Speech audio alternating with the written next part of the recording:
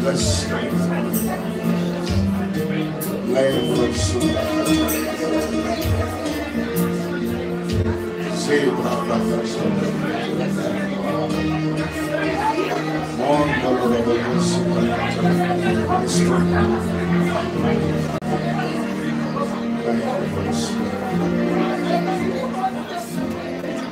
Thank you, Holy Spirit. Bless you. Say it like that. Menda lava kasema akadoso. Sorry, mete. Efron lava tu. Lord, this is good. Messiah lava tu. Thank you, Holy Spirit. But in the days that will be, says the Lord, I have been building by my spirit. I have been rebuilding by my grace. But when the hearts of men seems to have been failing, when the intents of hearts, the hearts of men no longer follow after him, all because of pressures, all because of situations. Or if only they forgot to know, I am the God that can move every mountain. Yes. I am the one that can change every situation. That no matter the situations at hand, they are all in my control. Yes. For thus saith the Lord that the seasons are in my hand. The changes that you desire are in my own hand. And only by my spirit. And only by my grace. And as you begin to fellowship, as you begin to worship me in spirit and in truth, I will cause every mountain to begin to crumble. Amen. I will cause every heartache to begin to fade away. When I spoke to my servant Moses and said, when he stood there by the Red Sea, he cried unto me and said, Moses, what is in your hand?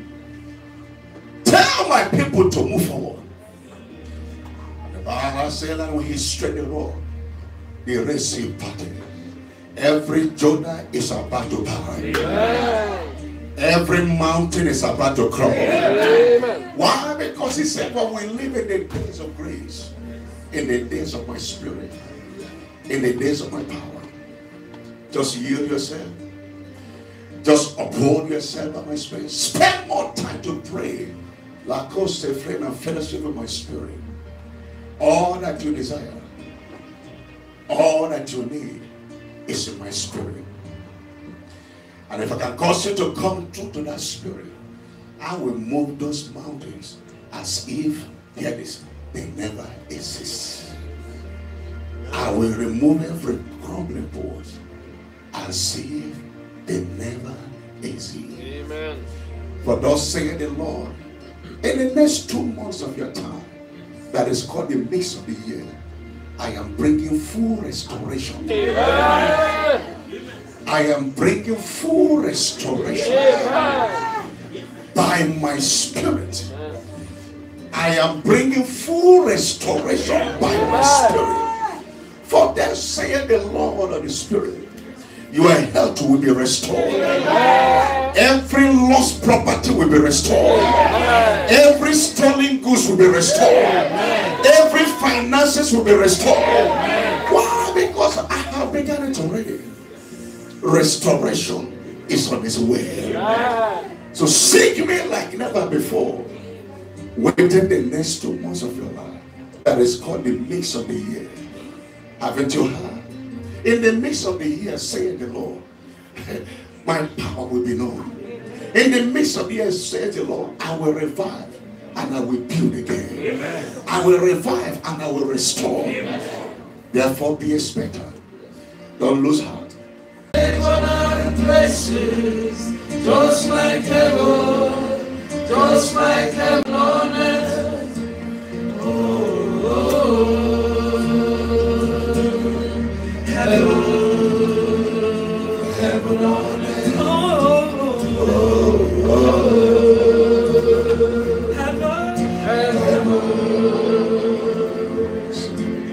Something's moving, something's changing. Feel His glory. He's like heaven. Sing. Something's moving, something's changing. Feel His glory. Feels like heaven on earth. Something's moving, something's changing.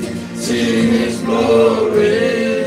Feels like heaven on earth. Something's moving, something's changing. Feel His glory. Feels like heaven on earth.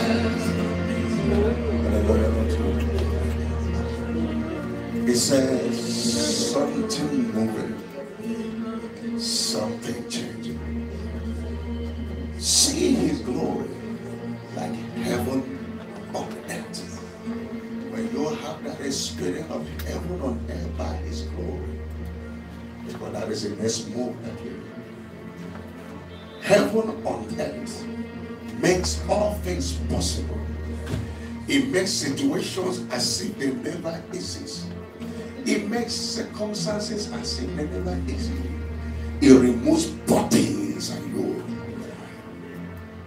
Meaning that what was there before when you went to bed, by the time you wake up the next morning, you won't find it again.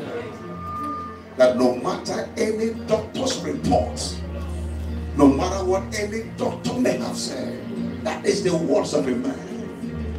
But by when there's an infection of the Spirit of God, it takes it and makes it as if they never exist.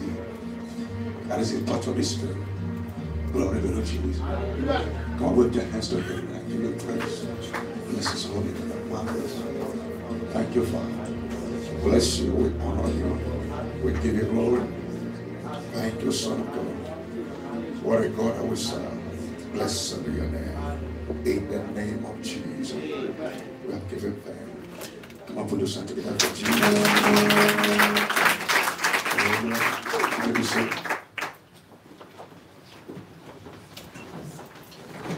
Praise the Lord. I said, praise the Lord. Hallelujah. God is a good God. And I believe God today we're going to have church.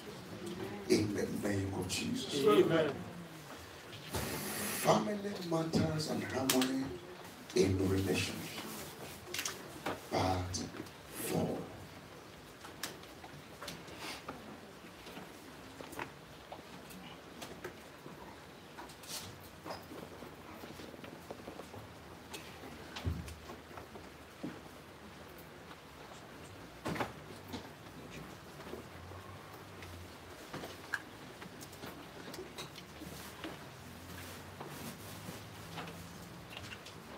Now, as we conclude this teaching today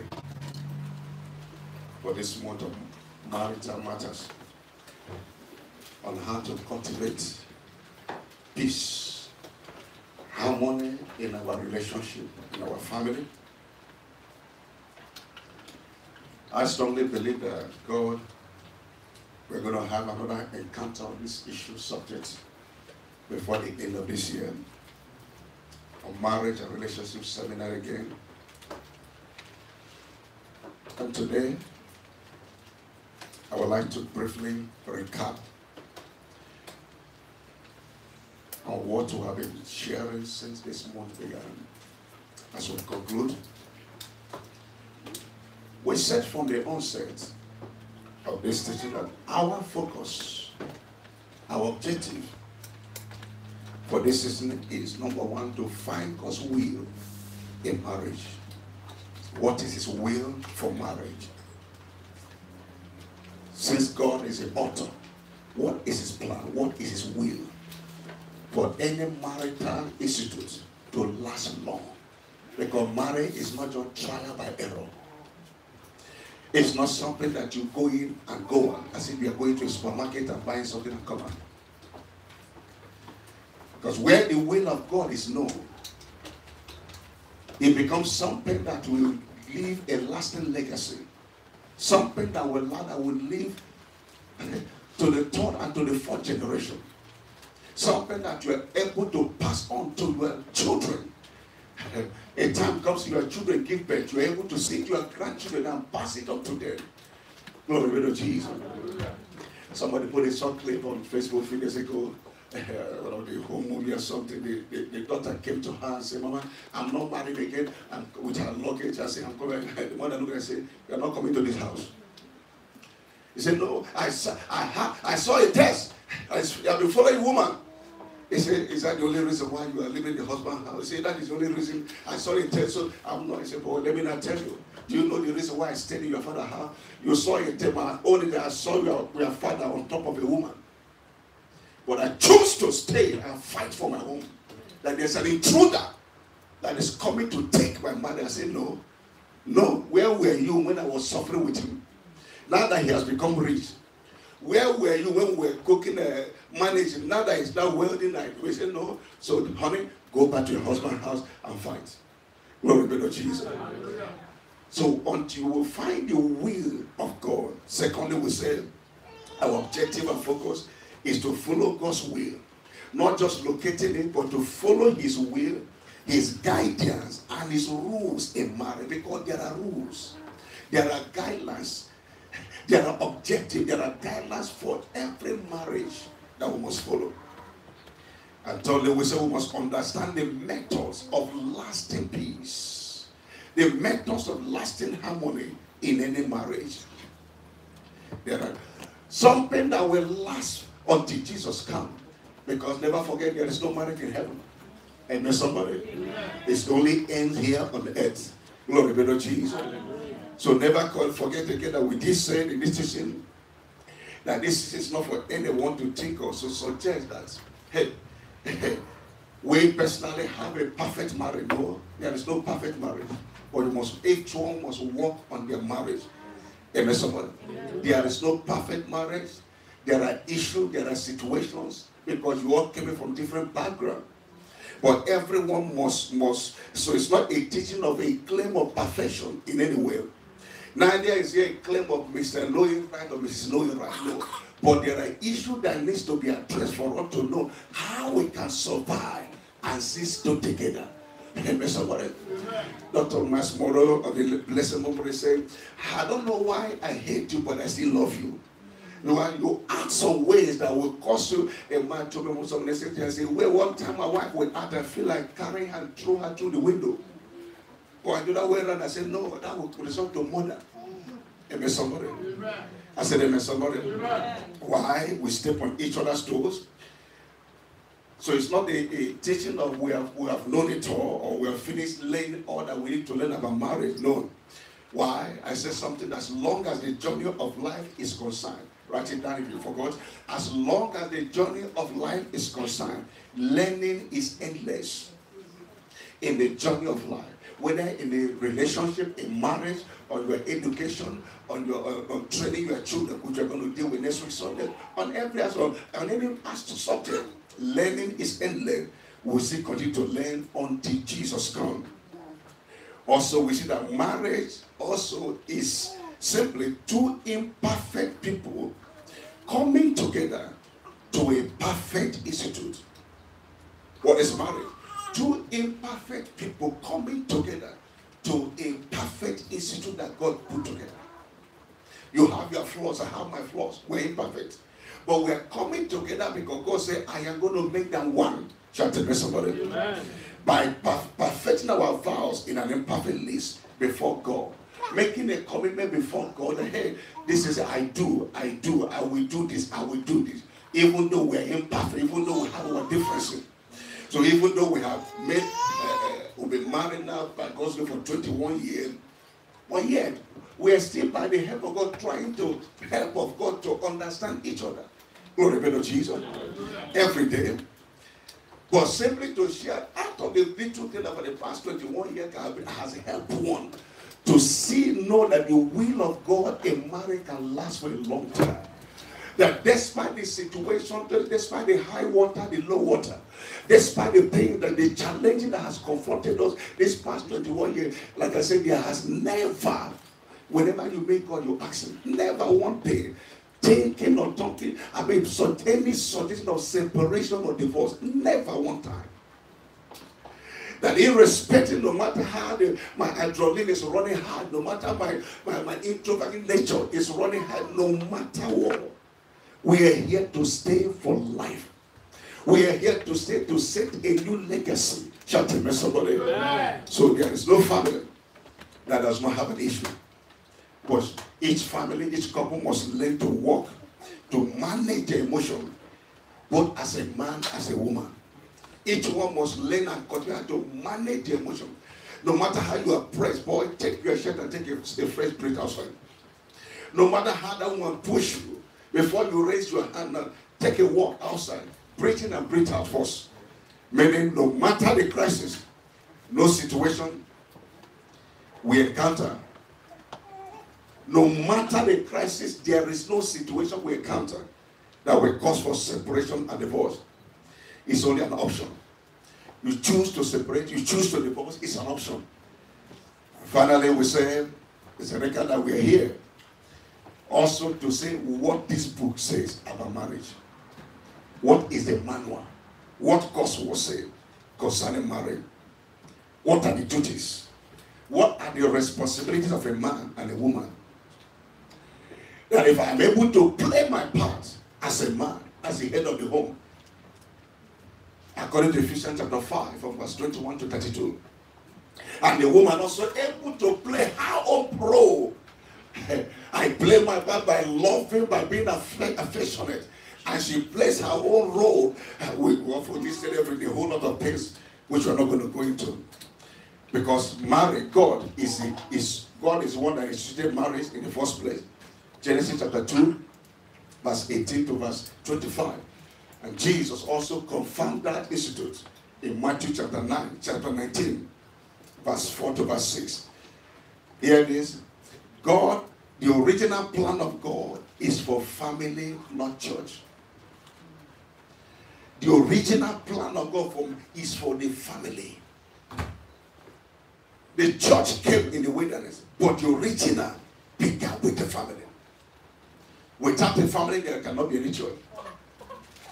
Amen, somebody.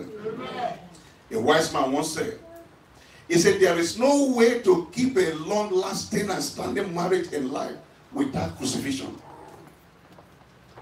There is no way to keep a long and lasting relationship, a long and lasting marriage without crucifixion, without somebody dying to self. There is no way. There is no way. So for your marriage to last long, it means somebody's flesh must die. It means dying to your flesh, dying to your will and your emotion. It means you saying, not my will, Lord, but your will be done. Being able to lay down my will and my emotion when I am challenged, when my emotion is running hard. Being able and willing to lay down my life for my spouse. For there to be peace and joy in the atmosphere. Being able to release all my hurts. Can you imagine the man documenting all the evil the wife has done since they got married? 2019 you did this. 20, and he could keep it and hide it as a diary. No. Burn it up. Because the moment you go back and remember all the things he has done, your hormone begin to rise. What he said to your mother, what he said to your father. No. And if you don't learn the art of marriage, like we said, things are going to be miserable. That will not be our portion in the name of Jesus. So every couple, not just learning the spiritual, must also learn to study. Learn to read books and learn the art of marriage with books. Study material that can enhance. Since last month till now, I have read 12 books on marriage. I read it before, but to go over and it again. It made me kind of refreshing my mind some of the things I have forgotten. And I'm writing, no, my back is aching and putting things down. 12. That's one of the book. Gospel, remember that book? What is that book again? Clip C. What? Clip C. Clip C. Okay. We'll get that book by next Sunday. I want every couple to lay hold upon that book. Buy it. No, it's not for free. Just buy it. Buy it. You bring it next Sunday. Very, very, very enlightening as well. It will help you learn tips to blissful marital destiny, so that the past mistake one will not repeat again. Shall I tell you somebody? Amen. So otherwise we'll become dull and not being able. Because one day things that have been blocking up may just explode. Things that have been hiding just explode one day. And you wonder, how did it happen? No, it has been building up for years. That's why the Bible teaches our word for us to know our roles in relationship. Ephesians chapter 5, verse 21 to 33. We must know our role in marriage. Every man and woman must know their role in marriage. Wives, submitting yourself to one another. I mean, this generous, submit yourself to one another in the fear of the Lord. Verse 22. And I say, wives, submit yourself unto your own husband as unto the Lord. For the husband is the head of the house, even though as Christ is the head of the church and is the savior of the body. Therefore, as the church is subject to Christ, let the wife be to their own husband in everything, not some of the things. No, I can submit. We were ready for a heartache marriage. Submitting to him in everything. Husband, boy, love your wife no matter her shortcomings. Even as Christ loved the church and gave himself for a meaning. So the subject of the Christ and the church is a typology of husband and wife. Am I willing to die for my wife? Jesus died for the church. Am I willing to let go? Why? Because as the church is to Christ, despite my sin, despite my shortcoming, despite all my mistakes, he still forgave me. He says, so husband, love your wife as Christ loved the church. Verse 26 now says, he said that he might sanctify, cleanse it, and by the washing. These are part of the roles of a husband. Washing you and protecting and making sure there's no defect. 27. He said that he might present it to himself a glorious church, not having spot. Is there any spot in your wife? But it is your duty to wash it up. Is there any wrinkle in your wife's life? Say it is your duty as a husband to take it up. Is there any blemish at all? Any wrong character? That where your wife met you yesterday is not where she should be the next 5 years. Spiritually, you are going to propel her into her destiny. Glory be to Jesus. The same way Jesus did to the church. So these are the roles. Knowing our role. Also, Colossians writing, now go home and read it, of Ephesians 5, 21 to 33, Colossians chapter 3, verse 18 to 24, and 1 Peter chapter 3, verse 1 to 7. Read it. I mentioned. So part of the role, as we say, is a number for the woman. The number one responsibility of a woman in this text, if you read these three scriptures together, according to Genesis chapter 2 verse 18, to be a helpmate to what? To the husband. Amplified version said, he said that God has said it is not good for you. Good. It is not sufficient. It is not satisfactory that the man should be alone. I will make him a helpmate. Someone that is suitable, adaptable, and complementary to him. So that is your number one primary role as a wife. To be a help, to help that man fulfill destiny. That whatever is lacking in him, it is your duty to complement, adapt, and become suitable to him. Number two, he said the number two responsibility of a wife is submission. The woman ought to submit to her husband as Sarah, and submitting to her husband in God's authority. As because God put the man as the head of the home there. Submission is not slavery. But submission brings you to destination. You want a great destination, you must submit. 1 Peter chapter 3, Verse 5 to 6 there, like Sarah submitted to Abraham. What is submission? We say submission is the willingness to give up your right to ourselves, to freely surrender our insistence of having our own way. Come on. The willingness, submission is the willingness to give up our right to ourselves. Freely surrendering our insistence to having our way. No, I must have my way. It can't work. No matter how short your husband is, no matter the defects in your husband, God put him there as your head. You can be more intelligent and have more money than him. No, God put him there as a head. Know everything in this world, God put him there as a head. It can never be changed. Amen, somebody.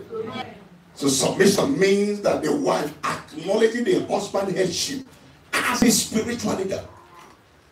You acknowledge that your husband as a head and a spiritual leader of the home, as a guide to the family, a spiritual leader, a guide to the family.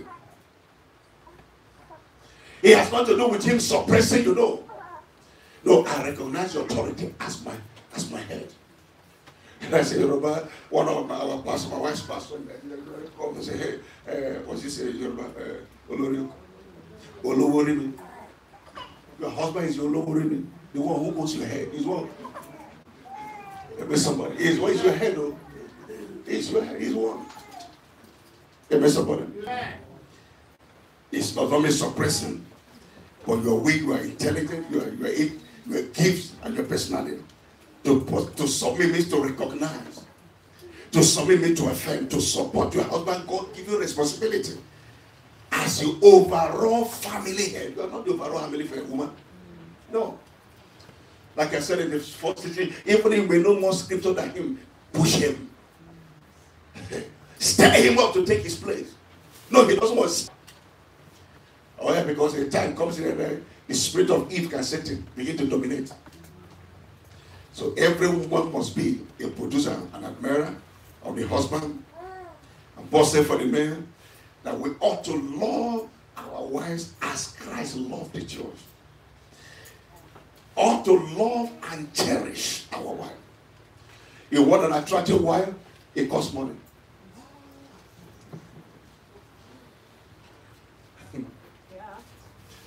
Someone said to me, your wife is too far away, it costs money, go and put him in a team, pay the money. Yes, sir. That's part of responsibility. Amen, somebody. So the reason is that the woman represents what Christ is to church. And every man ought to love their wives as Christ loved the church and gave himself for the church. So if you're going to be to our wives what Christ is to the church, then there is a price to pay as men. There is a high price tag attached to it. With this headship, with this leadership, there is a price tag attached to it. That's why we are coming. Amen, somebody. Amen. What total submission in everything? There is a price tag attached to it. There is a responsibility. You want your wife to kneel down before them, there is a price tag to it. It has nothing to do with the argument at home. Misunderstanding, notwithstanding.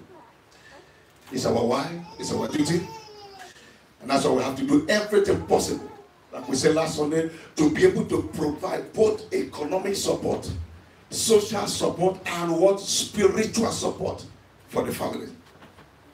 And for the men, if you read those scriptures, we say the bigger task force upon the men than the woman. He said, one man must be a visionary directive for the home. A man must give a visionary directive for the home. That's why every woman must marry a man with a vision. Someone that knows where they're going, like we said. Number two, we say a man's role is to be affectionate and to care for our wife. Law of communication, natural, like we said last Sunday. Meaning the pressure to be able to dedicate time, spend time with our spouses, which have been neglected, which have been fallen short of in the past. Somebody say no more. No more. Somebody say no more. No more. Also, a man is to sanitize his wife spiritually. This is a part of the role of men. Ensuring a godly wife scriptural standard is adhered in the home. Antenatal. Entering a perfect life that you know that it's your job to scripture. He said that in my washer by the washing of the water by the wall. Being able to correct in love and not in condemnation at all point. It must be done in love by scripture. This is honey, this is what the scripture says. No matter what is happening, you can go against the scripture in this home. You stand it. It's your job. Say it. Don't pretend as if everything is okay when it's not okay. No. The way is going. That's it. And let's read it together in case I need glasses. This is what the scripture says in this matter. May God give you understanding. Amen, somebody. By the what you correct it by scripture.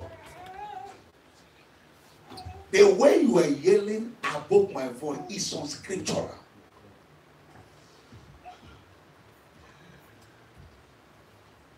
No.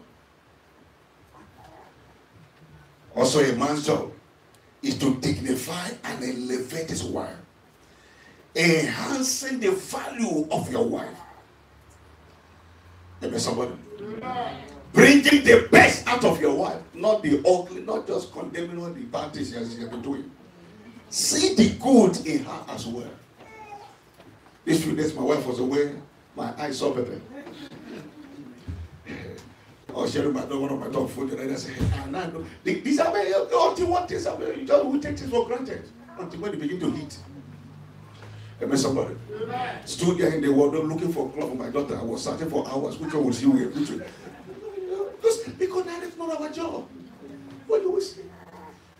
By the time she came back, I saw the laundry clothes. Lord, you know what was it? Right there, to put this is not.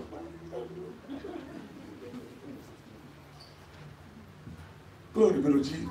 So you see the gold in it.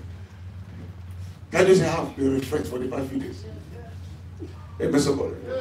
He knows the kind of water I drink early morning. She knows when I'm down early in the morning, we're going must give some hot lemon water juice, hot air for the body to. But for the past 30 days, nobody gave it to me. Amen, somebody. So you see, so let's not just see the other side of them, but also the other good of them. Glory be to Jesus. Our job is what? To dignify, to elevate our wife. Don't marry anyone who cannot enhance your potential. No. Also, our job is to provide for the family, like we said. It's our primary duty as a man to provide, to invest in. Man, we are given 1 Timothy chapter 5 verse 8, Ephesians chapter 5 verse 29. Because it is wrong, a shame to sharply dress up while you are off and your children are looking shabby. It's against scripture. Why they are wrongly dressed? No, you pay the price. Glory be to Jesus. Provide for them. Make way for them. Taking care of them. It's never too late to make a U-turn. I said it's never too late to do what? To make a U-turn. It's never too late to make it right in our marriage. The right time, the best time to begin is now. Women are babies. Somebody said that women are babies at all age. They need to be pampered. Number 7 is our job to protect and to guide our wife. Shield our wife. This is very crucial, this one. To guard and to shield. Never expose your wife to battles. Don't expose your wife to unnecessary attacks, spiritually especially. Your wife is strong. Physically, her body is failing. Don't just speak the word. It is your take it upon yourself to fast and to pray for her, because Satan is coming against you through her. That he knows that whatever happens to her, that God will hold you responsible. No, he's not hearing. Keep on firing her. My wife was away with me for a few days, and she said, her head was challenging. I spent 2 nights in warfare. I said, no, she must return. She went by her foot, she must return with her. Remember somebody? You can't, is this our job? Don't not to expose them. Have you taken them out? Have you really declared? Partake of this. Well, I mean, the weather and the changes and some other demonic attack there. So, never expose your heart. Don't open the door for your wife to be butchered by the relationship, by your relation. Never, never. The day one of my children wanted to ask, in your life until Jesus come. I mean, until Jesus comes, you raise your which mouth? Never. She's my wife, she's not your wife. But some men will leave their wife to be butchered and talk them anyhow. You don't know, you've lost respect. No, never. But definitely, she has to compose herself. Not to put herself in the way where they can trample upon her. No. He has no future. No. Talking to them, ruling while no, everybody, he gives himself on everybody, know their boundary. Including my parents. Including who? My parents. They know their boundary. No, I married her with my money, not with my father's money. I paid the dowry by myself. Everything about my wedding was done by myself, so there was no contribution from father or mother. So it's by myself, not uncle, not brother. So it's not a joking matter. I'm with my family now. Stay with your family. He said, my name is father and mother. I've left. I've left long time ago. Long time ago. But this is where we. So maybe wrong.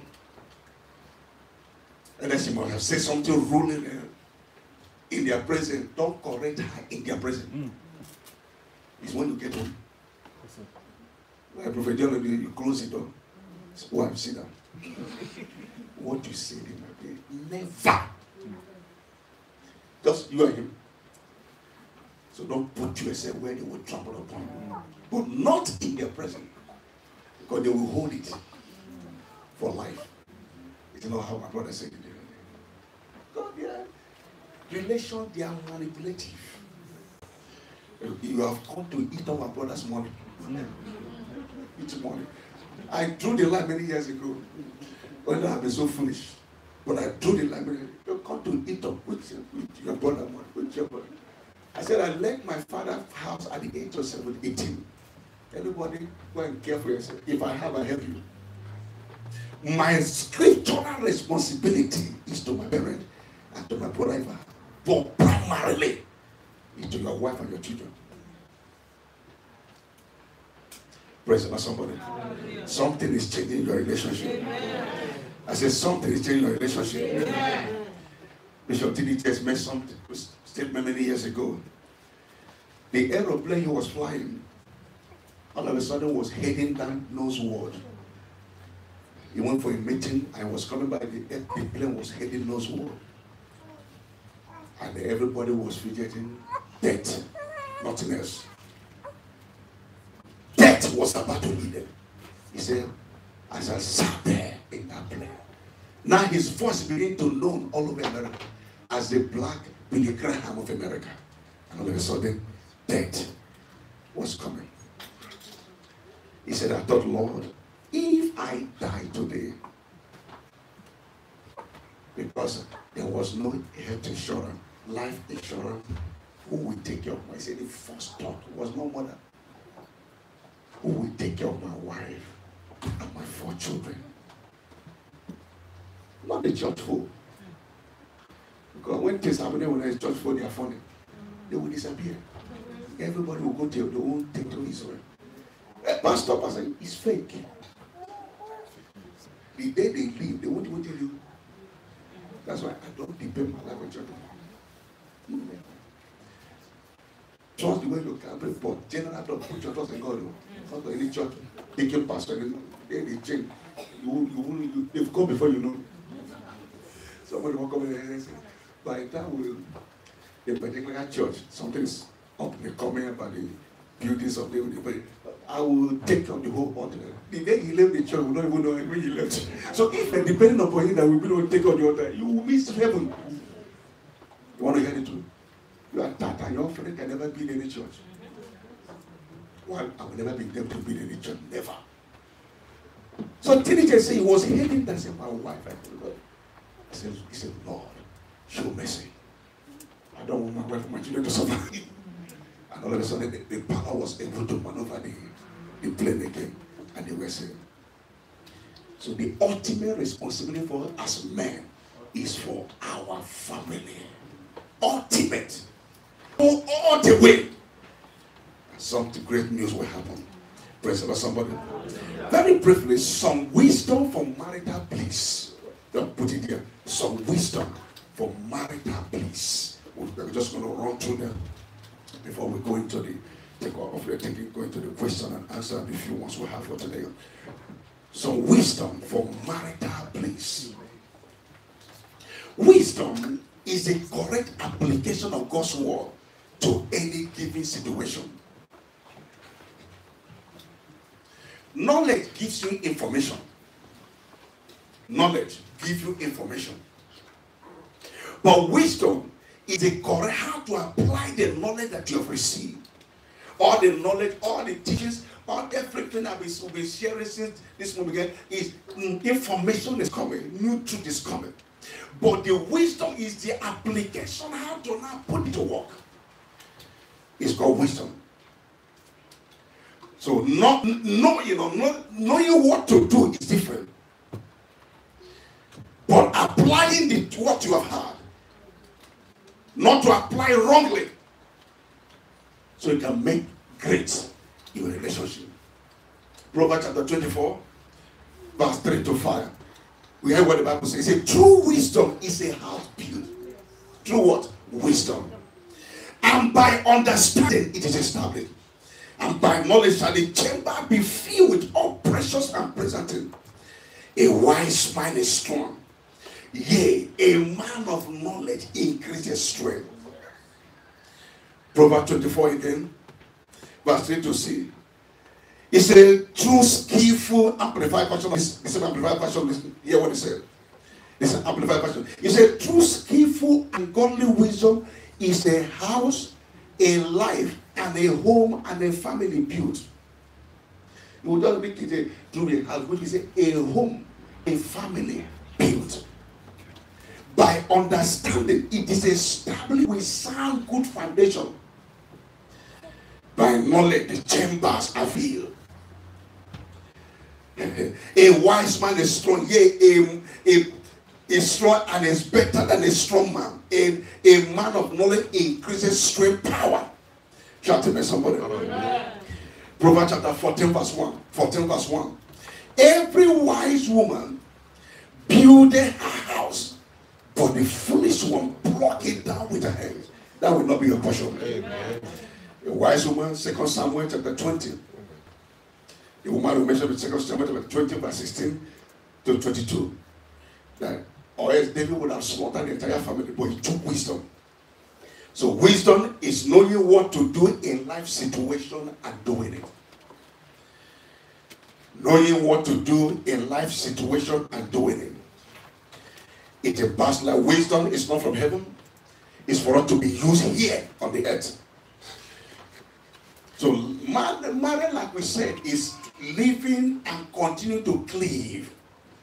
So there are wisdom that needs to be applied in order to make it blissful.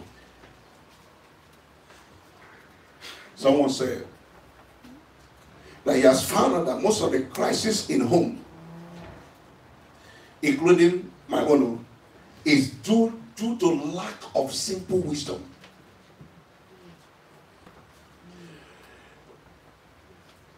Your wife steps on your toe, and your husband steps on your toe, and each one is waiting who will first say sorry.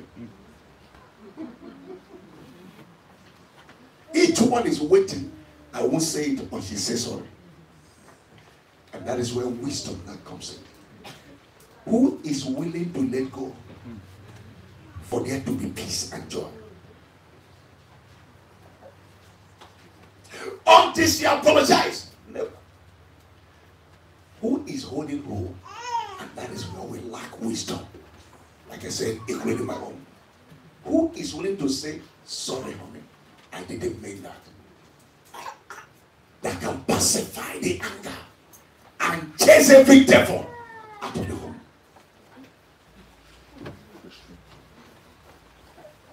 He said, what made one family wiser for separation is what brought another together. What made one family wiser for separation, this issue normal, is what brought other family together as one.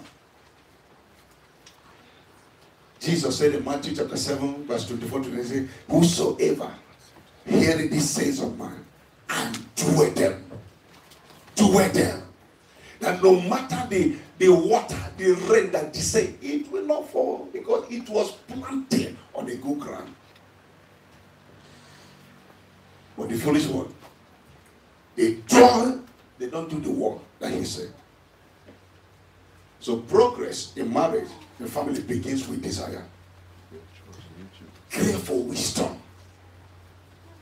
to comply with scriptural truths for the husband and for the wife. To comply with scriptural demand that is allotted to the man and to the wife. So that there can be a sound grace release. Never forget again, Malachi chapter 2, verse 16, God said, I hate separation. God said, I hate divorce. It is not in my will, even though you are divorced. You have already divorced, but it is not, this is not my plan for you. They came to Jesus in Matthew chapter 19 and said, Moses said, I must write the certificate of divorcement for my wife. He said, no, but God said from the beginning, it was not so. That was not my plan. This is what I did. If you choose to. But this is not my plan. But man, God, the will of God, God cannot force his will upon anyone. Amen, somebody. I said, amen, somebody. Meaning that you do not take a permanent decision because of a temporary challenge.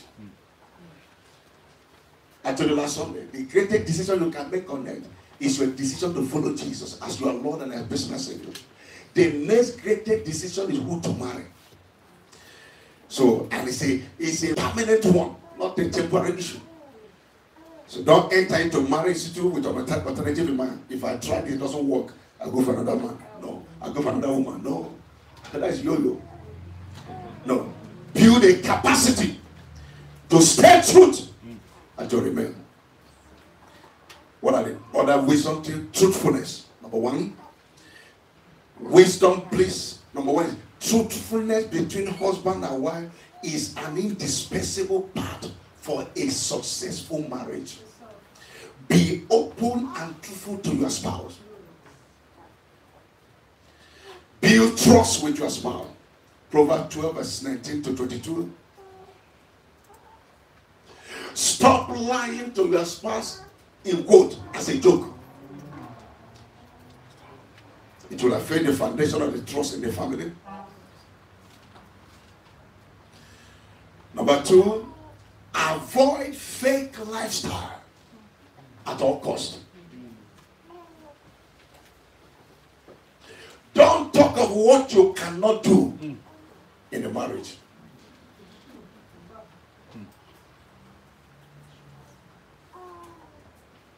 Some men can do some women, I am this, I have a bachelor degree in science, I have this and this and this. Come on, he holds no future. Tomorrow they will find out. Be open. It seems God has put peace into your heart concerning the man or concerning the woman. You have peace that this is a man I am going to spend the rest of my life. Then from from that moment onward, you have that assurance that is confirmed by the Holy Ghost or by counselors. The Bible says, because in the multitude of counselors, there is safety.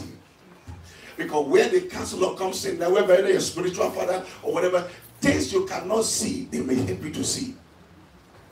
Things, because you may be a little bit infatuated with love. So, but the moment that decision is made, there is no room for any game plan again. Be open. Be open. Match your words with your corresponding action. God need to destroy.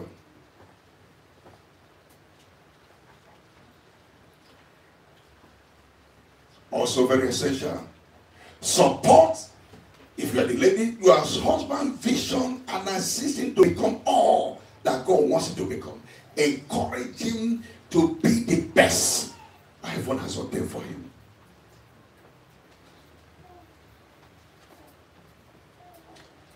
Wives, give your husband attention at all times.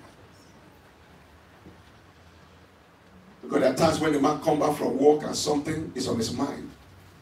And then the challenges he had at work. And he only wants to talk to you. And you are busy here and there. Neglecting.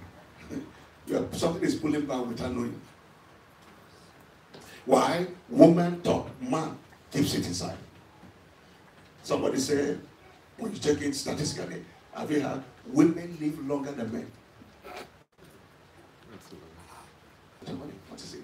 Is there something bothering your mind and your wife? You know what the Bible said? One shall put it to flight 8,000, but two shall put 10,000 to flight. Let's agree prayer. It's the job of the wife to be able to pull that treasure out of him.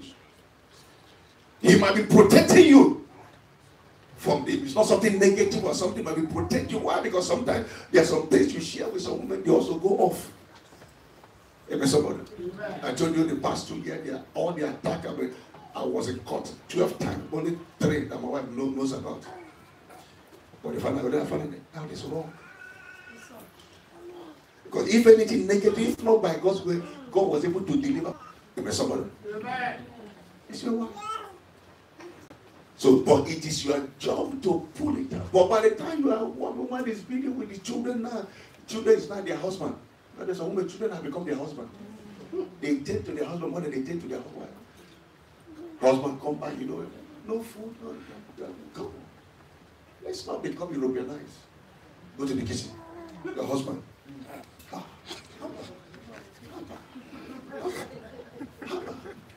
No matter what, I go to the kitchen. I can make my food and make it.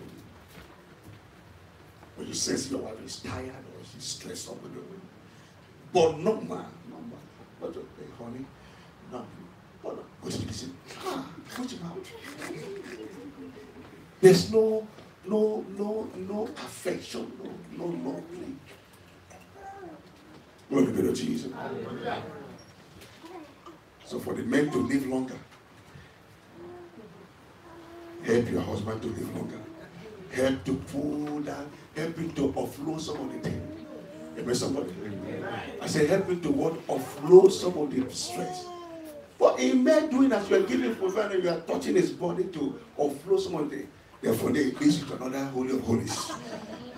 And by the time we come down from there, every stress is gone. Why? Because one of the major vital issue of having that married relationship in sexual union, it helps to release stress. All the married men say amen. Amen. You're all pretending as if you don't know what I'm talking about. Pretending the truth is true. Yes, for the married, sex is only meant for married couple. It also helps to release stress. Amen. Stress, all the heaviness is gone. By the time you are done, you are all flat. You are not thinking, you're only thinking about heaven. Amen, somebody. Amen. So it's our duty as women to do that. Also communicate, value, and appreciate your husband at all times.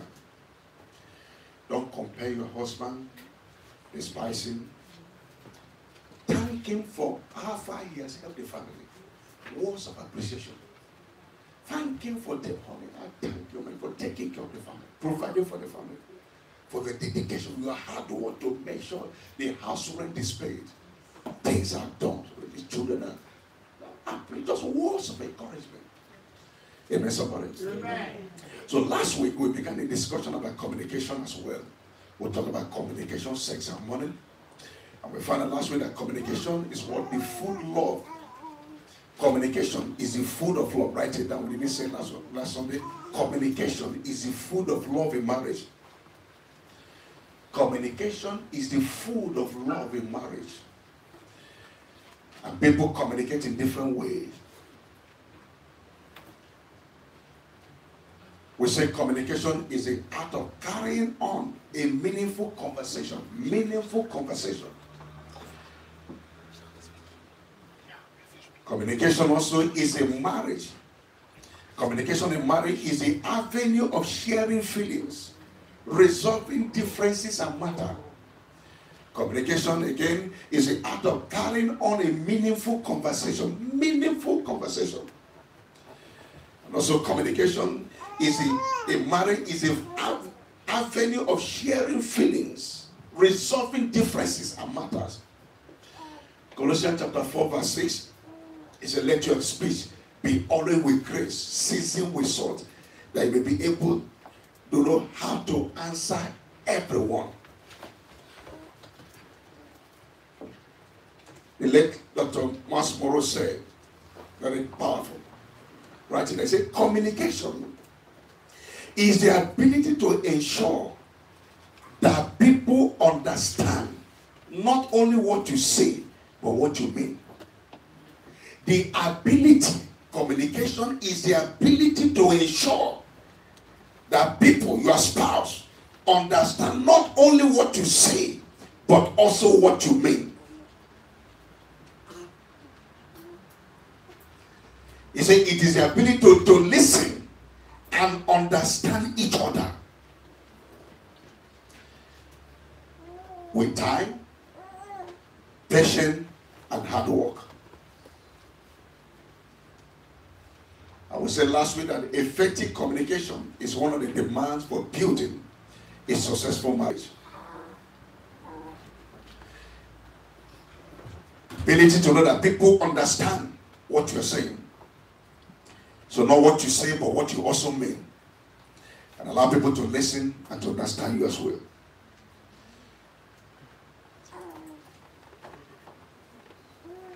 But when communicating as a husband, as a wife to your spouse, let's make sure that our voices and our face agree with our words.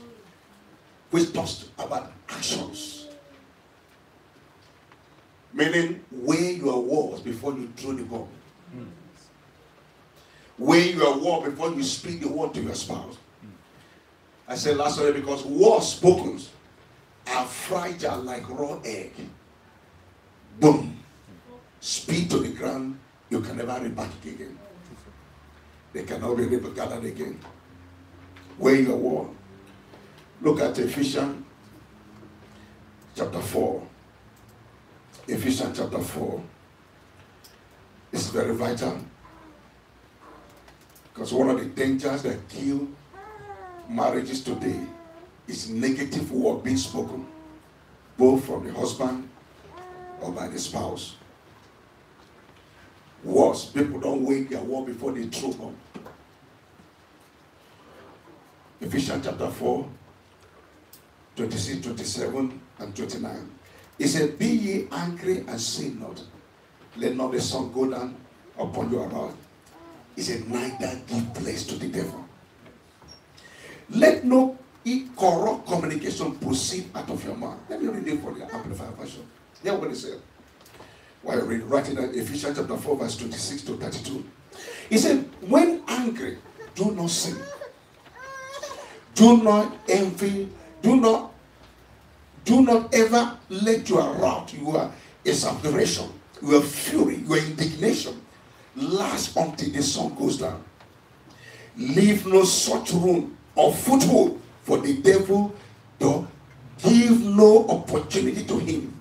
Verse 29. He said, let no fool polluting language, nor evil word or unwholesome, worthless talk ever come out of your mouth, but only such speech as is good, beneficial to the spiritual progress of others, as it is fitting to the need and occasion, that it may be a blessing and give grace, favor for those who hear.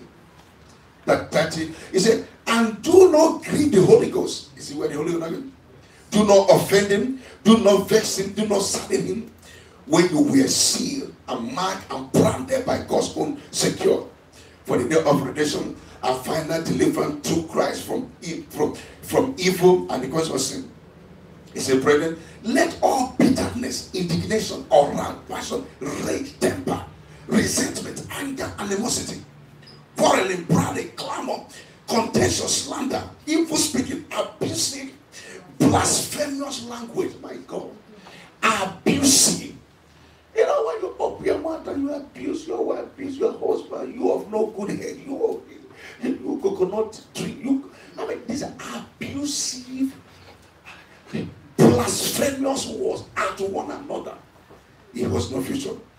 Blemish with all malice. God, this is what leads to malice now. He said, and become useful and helpful to those who hear. So let's watch. In communicating, let's avoid any negative word. The expert agrees. Communication is very important for marriage, especially. And also watching, that's what they call in life, the midlife crisis into the world. I mean, I've heard that word before. Midlife crisis. Especially for the age of 35 to 55 years old. Things begin to change. The youthful something you have, but that state things, when you begin to notice some changes within that midlife crisis, it's normal. But we have the word over that is above that midlife crisis to counter it. The best of all, some changes, somebody who is so enthusiastic about certain things, all of a sudden shrink and things begin to say, well, you're not in there. No, that is the stage in human form. Praise God, somebody. Number 2, we talked about sex and maritime intimacy last week. We said no marriage can be peaceful and make progress if the husband and wife are not sexually intimate. No? God put it there. Sex is a sign of covenant relationship between a man and a woman only. Somebody say only. Only. Say it again, only. Only. It's a sign of covenant relationship between a man and a woman only. Not for boys and girls. The covenant is why God gives it is for those who are married alone. We said the last Sunday also to the youth as well.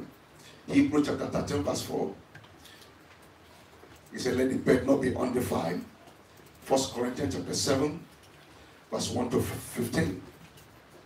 We said last week that it is criminal offense before God when you deny your spouse to have his marital affairs without any flimsy reasons. Criminal and offense. A married couple must make intimacy appealing and pleasurable. Like we said, a woman most times is visually stimulated, but it is for the man. A woman is motivated by care, by affection, by love, feeling you have for her. So must ensure. Someone said, kill your husband at home before somebody kill him in town. You need to read that too. It's a heavy war. Take care of your husband at home before somebody else decide to take care of him outside. Affection should not start just 10 minutes before anything. No.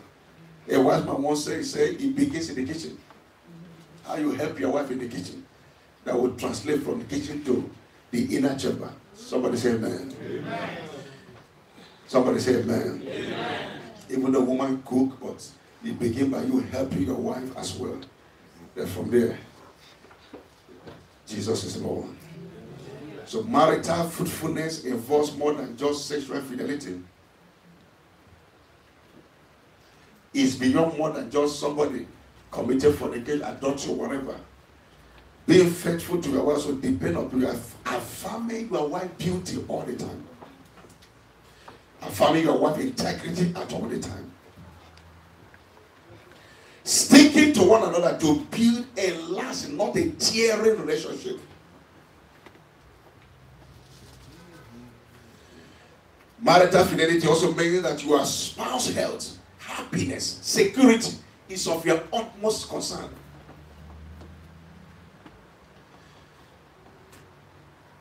Utmost concern. Number 3, which we didn't go last Sunday, is finance.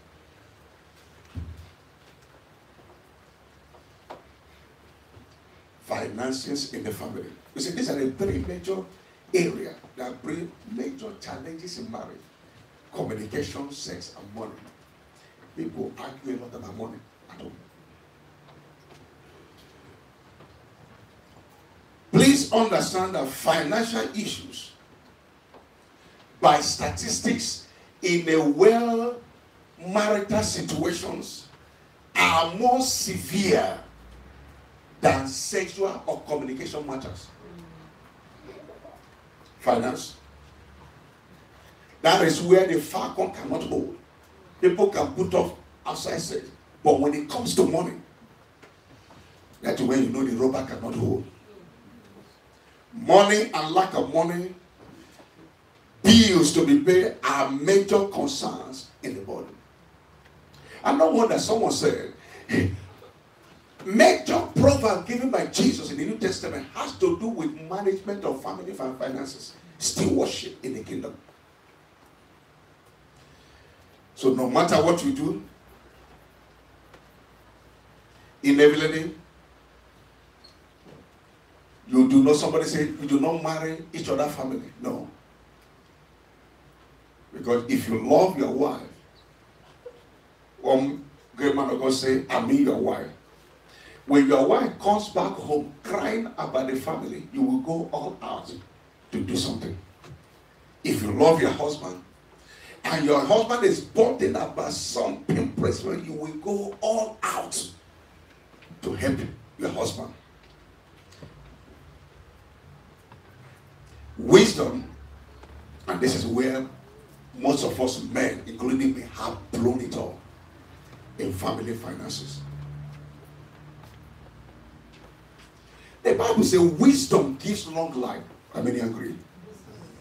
It said wisdom gives riches and honor, pleasure and peace. But where the lack of wisdom comes in, not being able to appropriate or manage the resources that comes into the family, not being able to separate what is for the family and what is not for the family, that is where we are missing. Somebody say, should a family have a joint account? Agree, if you choose to, which is good. But personally, not biblically, personally, my wife and I have a joint account in my account. I have a joint account in her account. I can sign to take any money. She can sign to take any from me. That is personal.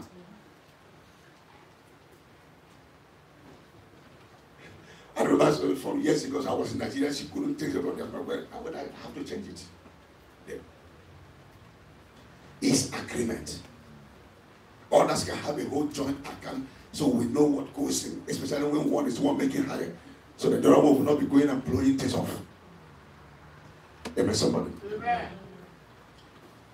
We went to sign something a few days ago, and the man said, whose account will I put this money? No, he says, the man says, okay, no, since your money, I'll put it with your account. I said, there's no problem. I have signature today. She has a signature to my money. There's no anywhere, put it doesn't matter. Amen, somebody. Amen. People can be funny. What's your business? My account was, he said, no, what? This German has something else. So the lack of knowledge about the use of money has really, hear what someone said. He said, bad communication and bad sex is derived from bad financial habits.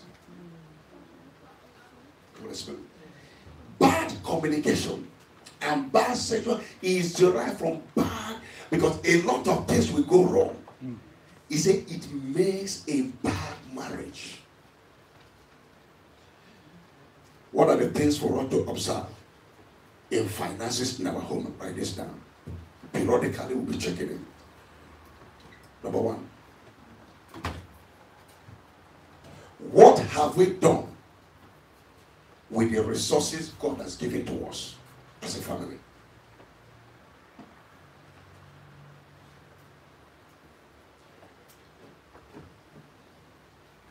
Number two, how are we handling the blessings God has given to us as a family? Because it's not just for you, the man. The man is the provider, his man the head, is for the family.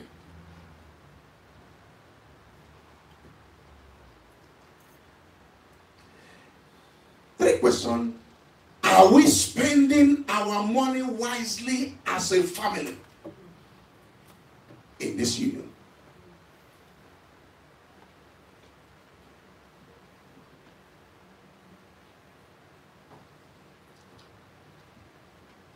The next question was that, have we progressed over the past every five years? Have we checked and made progress as a family every 5 years?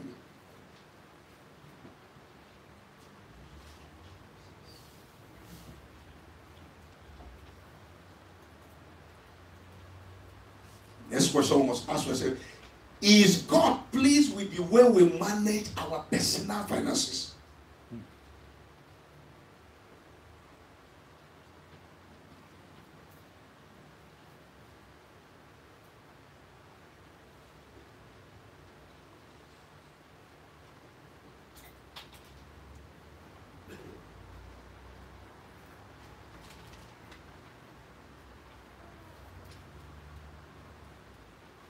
Some wise man said, he said, financial health does not depend on how much you make, but how much you and your family can make and manage as a family.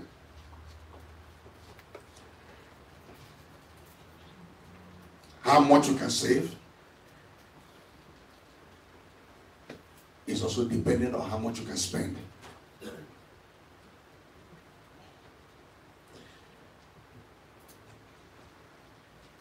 Never forget principles of handling family money. Number one, make sure God is the source and the provider. Because Genesis chapter 2, everything was ready when Adam came. Everything to take care of Eve was already on the earth. God is your source as a family, not man. God is your source. He is one that will provide for you as a family. To seek God first in everything, since He's the cause, He's the source. Seek ye first the kingdom.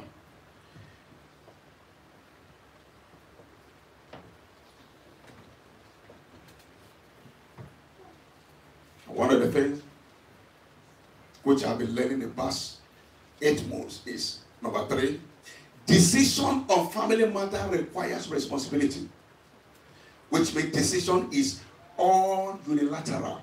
It must not be only one man made decision between a husband and wife in finances. If you want last, I have blown it many years ago. It must be unilateral.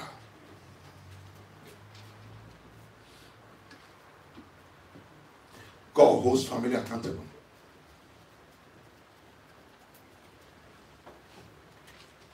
Principle, kingdom. Tithing, number 4, is a basic, visible evidence of your faith as a family. Tithing as a family. Whether you believe it or not, that's a problem. As a family. And this one is a major one. As a family, strive to get out of debt by all means.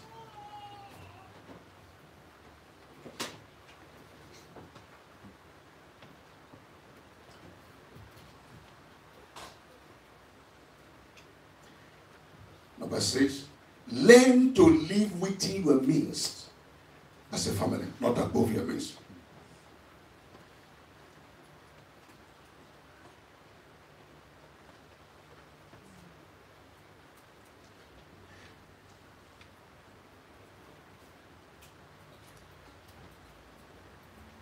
Number 7 is another bomb which you have blown in the pan. Make investment for the future as a family.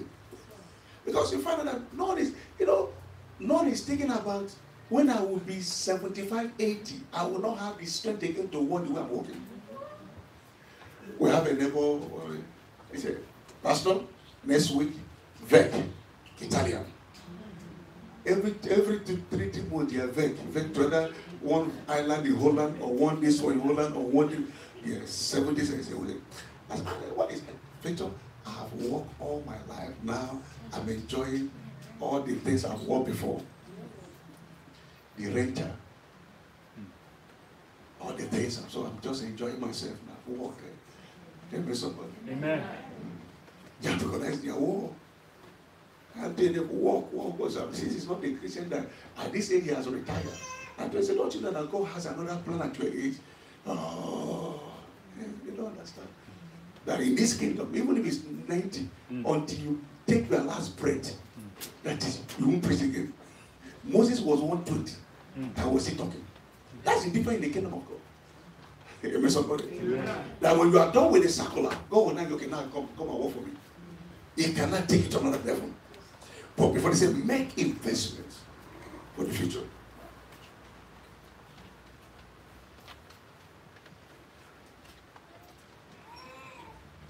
Another major factor which we are cultivating, level we say, keep adequate records of how everything is spent in the family. It will help you to know what happened 2 months ago.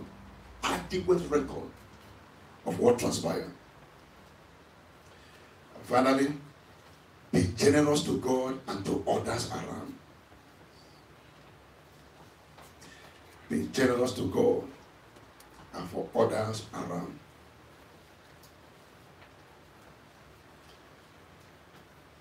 Walk in financial wisdom. Live within your means. Pay time, not above your means. Strive by all means to get out of all debts.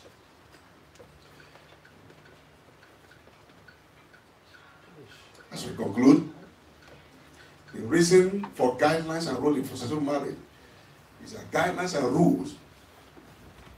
Guidelines and rules is what make a ruler a life. That is why lawbreakers can never be a ruler in any. Somebody said that people don't fail exam because they don't know enough. They don't know enough because they don't know enough to pass it. They don't study enough to pass that exam. So as we study to pass this exam of life called marriage, let's learn well. Amen, somebody? Amen. Because the responsibility is what defines and attain the success we will attain in future. There was trouble in the Garden of Eden, but God went all out after Adam. So never forget, men have a certain role to play in the home. Woman has a certain role to play in the home. So that all can become blissful. Ladies, don't define yourselves by what you are today. Praying together for unity in the home is a vital force. No matter how busy you are, you work Monday to Friday, spend time to pray with your family. Create that avenue. It bonds. A praying family is a staying family. Even if your husband don't believe, but lay hold upon your children, pray. Boys, let's pray morning devotion. A day will come, his head will be correct. Amen, somebody. Amen. A praying family stays together. So prayer unites family together. It brings intimacy in family. It's never too late. Glory be to Jesus. Hallelujah. And also learn to say words of appreciation. I love you. Amen, somebody. Amen. Let's not become a gossip that our blood is from the village. Amen, somebody? Amen. Glory be to Jesus. Affirm it so that the children let them grow. Even if we never had our parents tell our mother, we love you.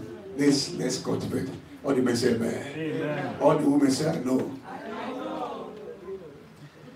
Let's cultivate it to build harmony in our home.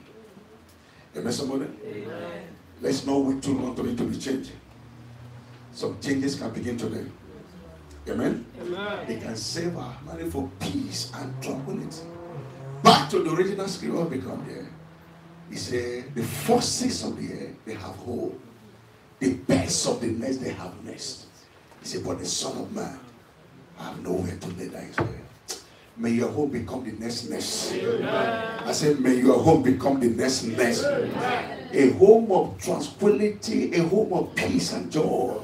Not that you are going home to meet your husband, your heart is fretting. Nagging. No. Peace. Because there will not be sound grace to pray. Even if when we are praying, we are not praying aright. No. And if you are here separated or divorced, so believe God for a new beginning. It's more blessed to be married than to jump around fornicating. It's more blessed to remarry than to jumping around from one man to another.